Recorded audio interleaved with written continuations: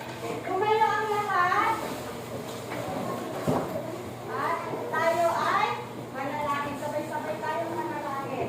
Manalangin tayo, salamat po sa Diyos na dakila, sa'yo ang makilala, na kapala, kami po ingatan sa lahat ng oras, kapatid ko na ulang, gurong ating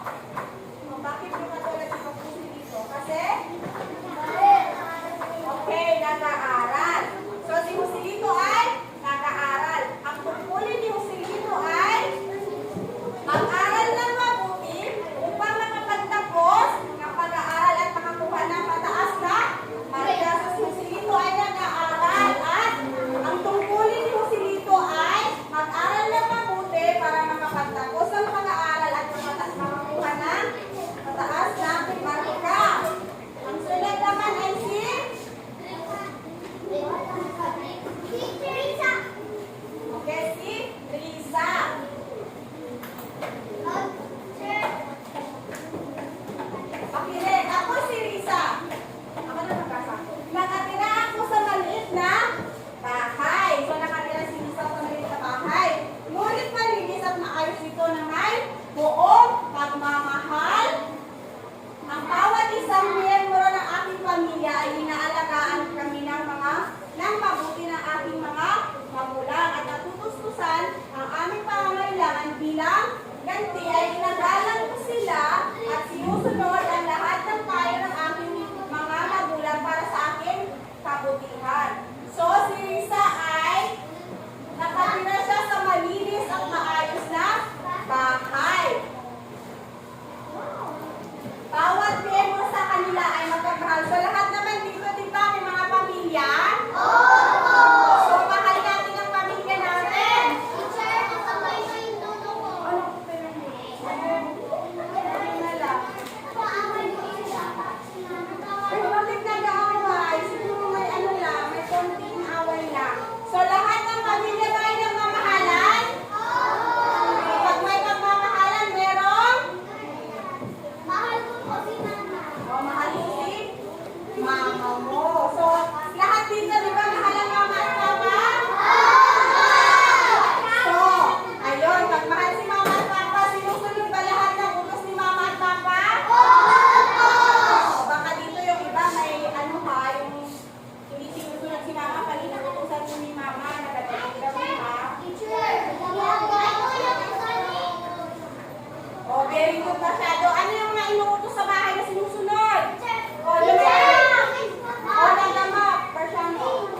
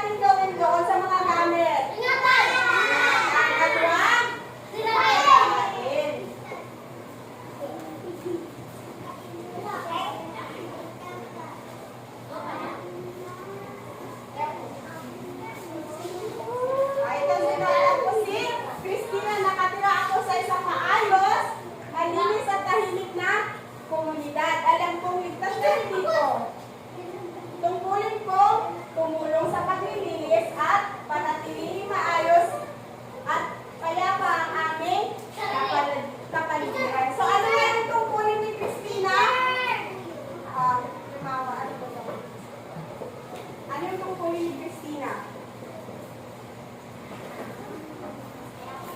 Tungkulin sa komunidad. Ano yung mga ginagawa natin sa komunidad?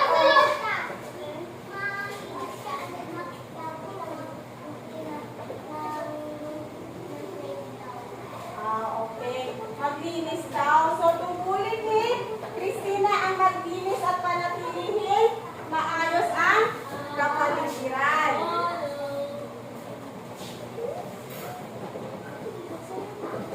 Naintindihan nito? Yung mga tungkulin nila? Wala akong narinig. Naintindihan?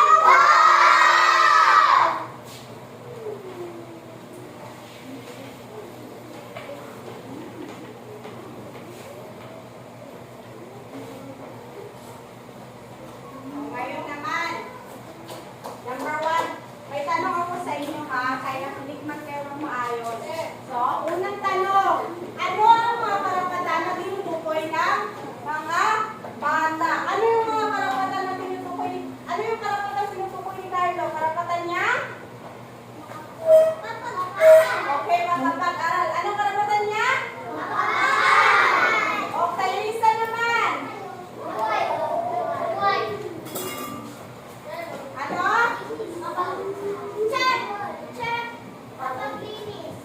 Ang karapatan din niyang maglinis. Tungkulin niya maglinis. Si Miguel naman, ano yung mga tungkulin at karapatan niya? Ha? Tungkulin niya ang pangalagaan ng kanyang ito. Ano to? Pangalan. So, si Christina naman, tungkulin niyang tumulong sa paglilinis ng kapaligiran. Si Carlo naman, ano yung tungkulin niya? Tungkulin niya pangalagaan ang mga kapaligiran.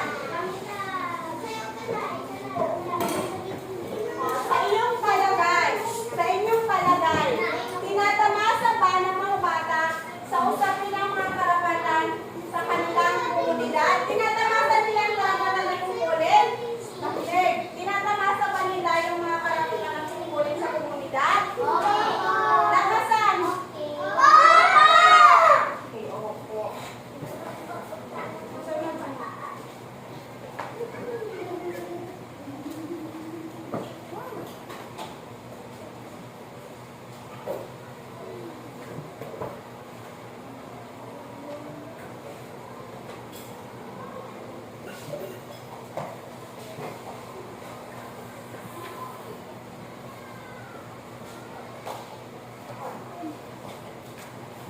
Pag sinabi natin tungkulin, ano yung tungkulin? Pag sinabi natin tungkulin, ano ito?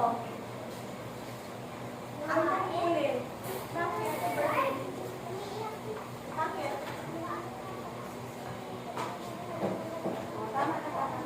Ang tungkulin, ito yung mga